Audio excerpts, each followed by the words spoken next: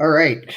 Good evening slash night slash afternoon, depending on where you are. Welcome to the season 2, week 5 update for the BrokeFish League. BrokeFish is running an amazing poker league, which gives away tons of prizes, tons of opportunity to win. And we are going to be talking about, what's going on in the world and where all the league points are and stuff like that. So, let's get going here. Let's get started. So, first off, here's how things work for the league, right? So, league season 2, every week the top 3 people get prizes. Every month the top 10 get prizes. And at the end of the league, the overall winners get even more prizes. So, it's pretty awesome. Anybody who scores a point gets a free trading card featuring Stu Unger. We've sent out dozens of those. If you scored a point and you haven't sent in your address, do so as soon as you can, and we'll be hopefully getting another batch of cards sent out this week. Generally, we see it takes 2 to 5 business days for people to get those cards in the mail once they're sent.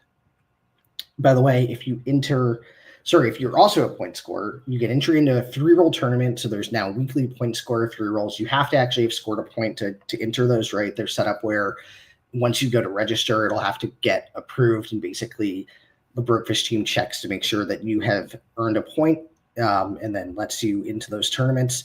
And if you need to figure out how to earn points, it's pretty easy. Win any satellite, cash any tournament, or win 100 big blinds in the BrokeFish social games. We actually have people that have gotten themselves into the top 3 in the week almost exclusively through playing those BrokeFish social games. So there's a lot of opportunity to pick up points. And so, in terms of who won this week, and we'll be revealing their prizes, Mamo Man picked up a whopping 295 points, so he's going to get 2 picks off the prize grid. Big Dog, 5150, 89 points. A lot of that came from crushing the Omaha table. Just nobody could seem to match his skill. And then 10-pound Bass with 38 points. So before we get into, what prizes they won, why don't we talk a little bit about The Bachelor? So episode 5 is airing tonight at 8 p.m. Eastern, 7 o'clock Central. Granted, the remaining 7 women are going to be in Scotland, and yes, there are going to be kilts.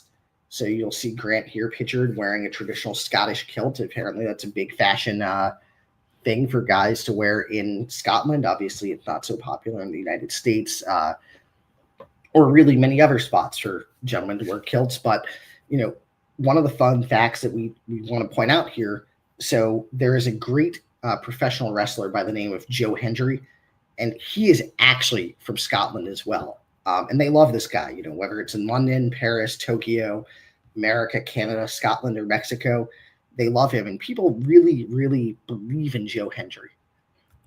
So, it's going to be interesting to see them in Scotland. Whether Joe Hendry appears on the episode or not is questionable. And by the way, there will be drama because the ladies are really competing for Grant's attention on this episode. It's a pretty key one. And apparently, yes, indeed. So BrokeFish saying, I thought you were sick. Yes, I do have a cold. I'm still doing this broadcast because I love the global poker community so much that I'll come on, and even though I'm ill, talk to them. And that's how it's going. So anyway, before we go over to who won the prizes, why don't we give away some money, right? So there was a Joey Panic photo competition in the club last week. All of these people who are named here got entered, and all they had to do was they had to change their photo in the Club GG app to be a photo of the great Joey Panic, who is one of the most skilled poker players apparently in all of New England. He has been known to fold pocket kings pre-flop. That's how good he is. Most people just stack off, but Panic, he'll take pocket kings and he'll look at those and he'll lay them down, and that's just something that most poker players can't do. So basically, the lucky winner of the $20 that was being given away to someone who changed their photo. Here we go. It is, let's see here. Austin stacked me. So Austin, congratulations. You won $20, and people will have a chance to actually win more money this week. And the reason that's happening is if you change your photo to the great Lil Donkman, you too can be entered for the opportunity to pick up $20 next week. So we're going to have the Donkman photo competition coming up. So, everybody feel free to go and change their photo. It's a great troll move and it'll be excellent. So moving on to our next topic of the day, we're going to be talking about some poker news and happenings. So in terms of poker news and happenings, there was chaos at Harris Cherokee. So the World Series of Poker circuits running there. They had the main event going on, and tables were being flipped over. And apparently, it's not some story like, some guy got slow rolled or whatever at the table, or he got sucked out on because he shoved aces and somebody called him light. Apparently, some guy just was messaged from the Lord or Jesus, told him he should go in there and flip over poker tables. So this guy, showed up, flips over poker tables, and he flipped over at least 3 of them before people tackled him to the ground and stopped him. It really screwed the tournament up, right? Because everybody was actively playing. We were in the final 60 in that tournament, so I believe they were at the point where things are already in the money, but just tables were flipped over. It caused chaos. They had to come in and remove him. I'm pretty sure this guy is probably banned from this casino, if not in the county jail or whatever down there.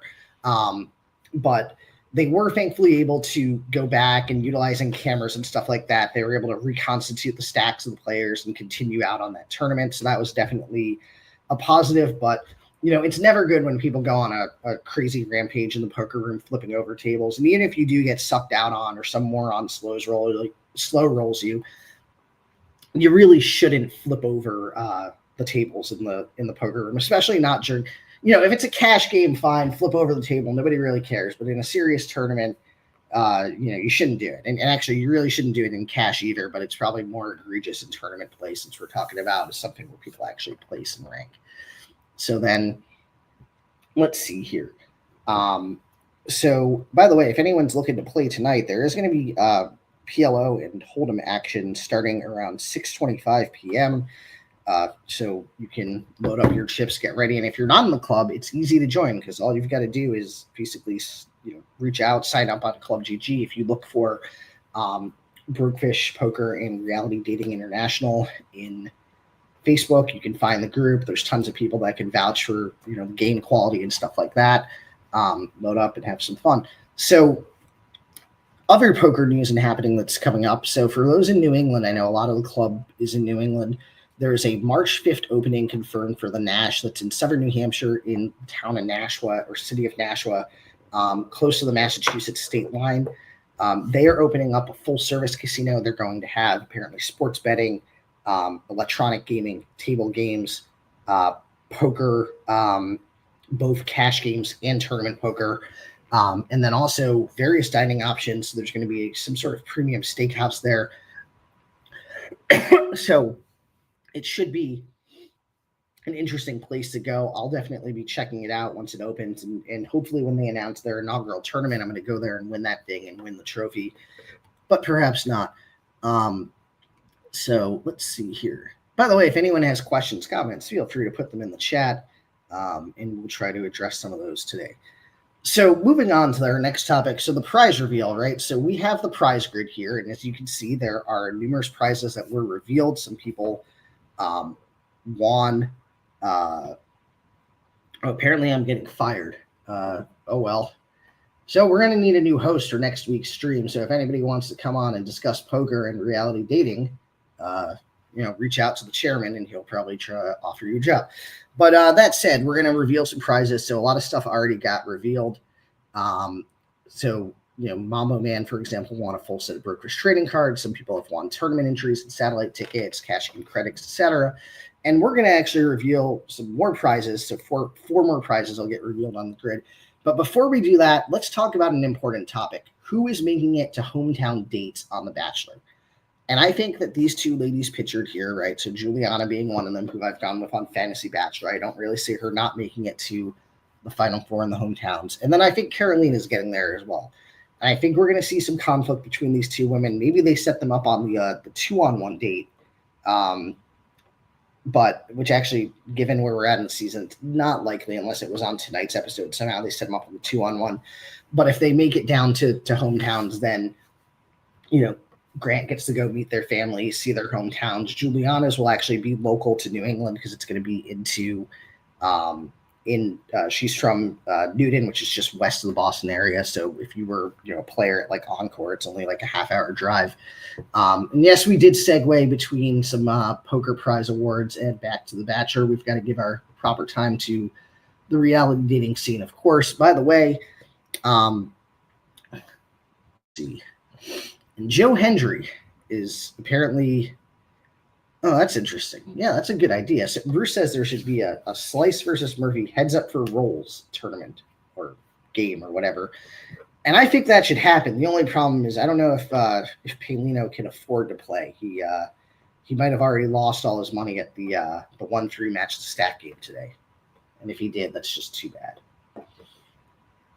So continuing on, so we've got to reveal some prize winners. So for first place today, so that was Mambo Man, right? He gets to choose 2 squares. He chose C4 and C5. Now, when we look at C4 and C5, what do we win? So he wins a standard BrokeFish trading card and an $11 tournament ticket, which is just perfect because now he can earn even more points by winning yet another tournament. And nobody in this club seems to be able to catch him. Like the entire league is behind him by like hundreds of points. It's embarrassing. People got to step it up. There's poker books you can read maybe to get better at poker. So maybe, just maybe one day someone will actually catch up to him if they just become more skilled, I guess. Continuing on to second place. So for second place, that was Big Dog 5150, and he chose square D1. And D1, that is a BrokeFish trading card, a limited edition one. So congratulations to Big Dog 5150 on that. Oh, yeah, that's a good idea. Boxing match. The only problem is I'm not allowed to box anyone anymore because I might unfortunately hurt them so badly in boxing that the state won't allow it. So continuing on, let's see who got the third place prize. So third place, that was 10-pound bass. He chose square A4. And when we reveal A4, we see that that is where is it? A4. So, oh, that's not correct. Well, there's something wrong with this grid. Why did it do that? Let's go back and check something. And that's because he actually chose D4, and somebody's getting fired for apparently typing in the square name incorrectly, but thankfully it did reveal the correct square. That is D for D as in Delta. So he indeed wins for D4 a $5 satellite ticket, which means he can hopefully win a satellite and once again pick up even more points. So let's see here. Oh, somebody wants a head-to-head matchup in poker. That would be interesting. So, there's a question here too. Is it skill or more time playing? So that's interesting. So, a lot of the people that have been winning in the league, they are skilled, but they're also putting in some time, right? So, like if you only play like one tournament every week versus somebody who plays like 10 and you're cashing at the same ratio. So like, let's say you cash like 20% of your tournaments. The person that's playing one tournament a week is going to cash maybe like once every like 5 weeks, whereas the person playing 10 a week is going to cash like 2 a week. So they're going to get more points. So there's an aspect of the league where if you're playing more tournaments, assuming like same skill level and same percentage that you cash events, that would get you more points. And that's kind of how it would work. Somebody asked for a show about traders on Peacock.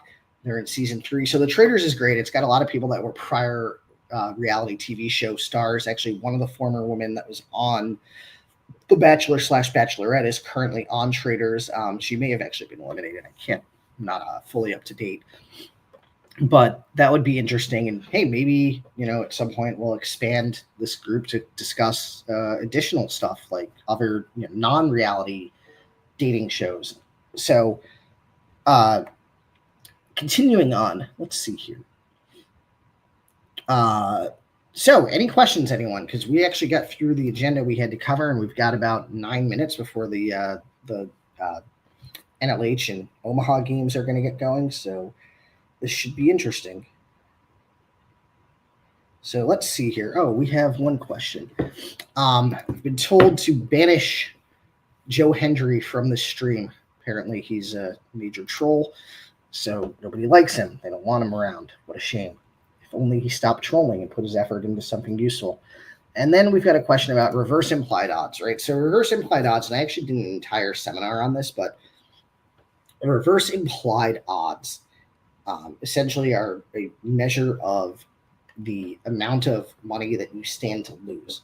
So whereas, implied odds kind of talk about like the money you can win. So a good example being, you have a hand like pocket twos and somebody raises and you're probably behind here, or flipping, right? Like if you had a pocket twos against like queen jack, right? You're about 52%.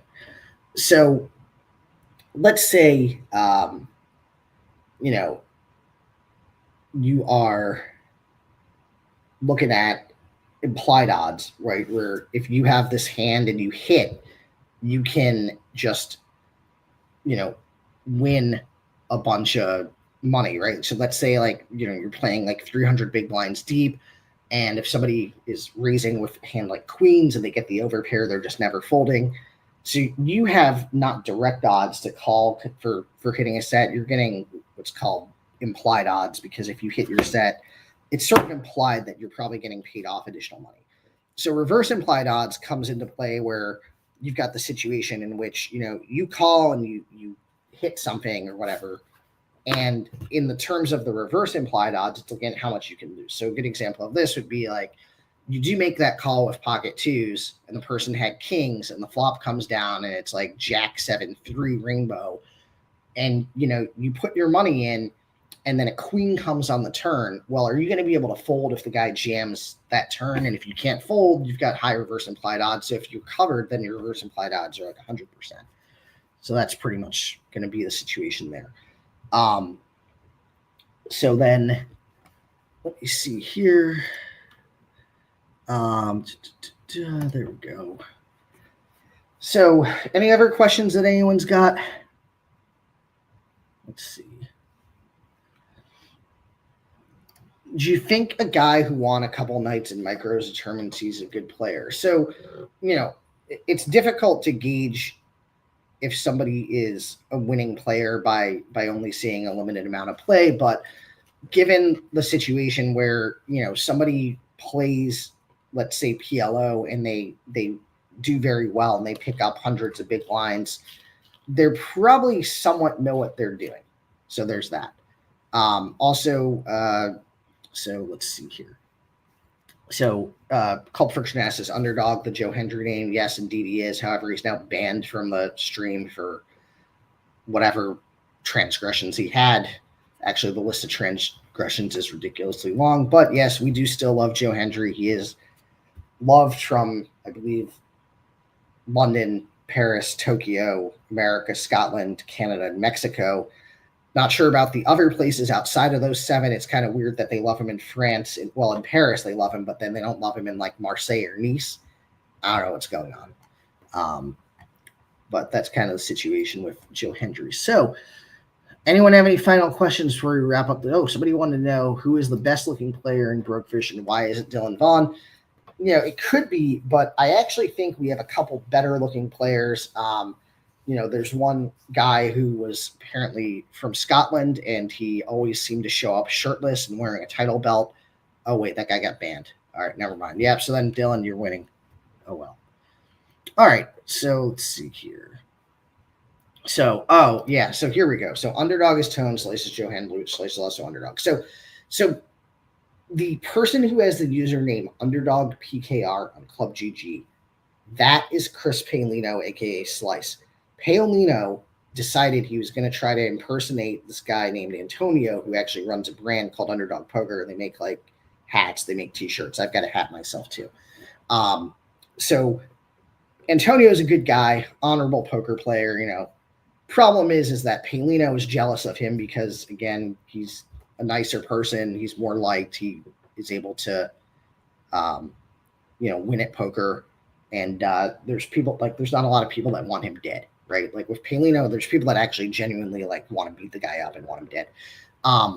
Not the case with Antonio. But Slice decided to impersonate and troll him and basically made a username like that and then had like his picture as his picture, which he then later changed to Joe Hendry because apparently he's now obsessed with Joe Hendry.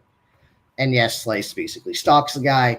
and is probably going to get beat up one day for it. But if that happens, so be it. I don't think, the funny thing is he might get beat up and people might actually not side with him. They might think he deserved to get beat up. But that's how it is. So let's see. Any final questions, anyone, before we wrap up? Kind of sucks. Underdog was fishy and helped the games get off the mucks. Yes, indeed, he was.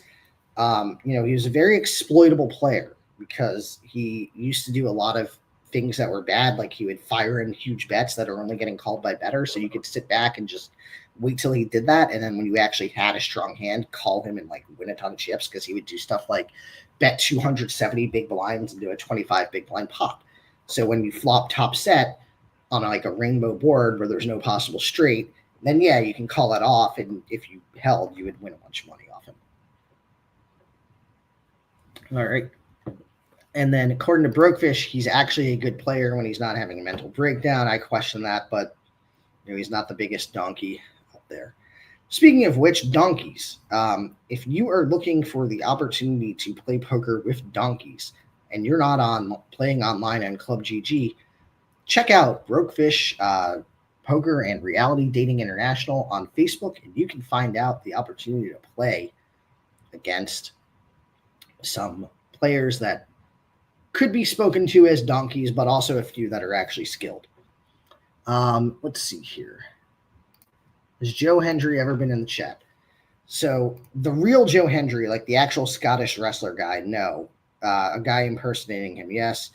And then who is the biggest donkey in the club? I don't know. Actually, I have a couple of ideas, but I probably shouldn't name names because we don't want the donkeys to get upset and like jump off of the Tobin or anything like that. So, yeah, all right. Well, thanks, everyone. It has been a great streamer. We have a question. What is a donkey? So donkey is a term used in the poker community to describe a player that plays poorly and has a low level of skill. They typically rely on getting lucky to ever win a pot. And these are the type of people that they seem to show up with money to the poker room, but then they leave without money because they punt it all off at the table. Or in the case of online poker, they load up their account with money, proceed to punt it off, and never have to cash out. Those are sort of, and in some cases, right, just because somebody gets it in bad doesn't always mean they're a donkey. Like, if somebody 4-bets aces and a guy jams kings, like that's not necessarily being a donkey, but like, the type of person that, let's say they shove 120 big blinds in with 7-3 offsuit pre-flop facing a 4-bet, that might be considered donkey play. So, all right, let's see. Name the donkeys. We can't name the donkeys, but no, Raylan, we're not talking about you in terms of the list of grossly unskilled players. And it is time for us to wrap up because we have poker to play. So who is ready to play? Remember, Club GG, there is, 25.50 tonight? I think it's 25.50. It might be 5.10. Let me double check here. Either way, it's going to be a fun time because there's the opportunity to pick up some league points. Remember, if you win 100 big blinds, you pick up a league point. It is 25.50. That's, by the way, fractional 25.50. So, not like a high stakes game that's going to be on television. Yes, indeed, 25.50 in terms of cents, not big, not 25 euro, 50 euro or anything intense, or 25 pound, 50 pound would be more worthwhile. But maybe one day that will run, especially if we get a lot more Europeans in the club. All right. And there was, so who won the prize wheels? That was Austin. Austin won the $20 for putting his picture as Joey Panic. So that is the situation.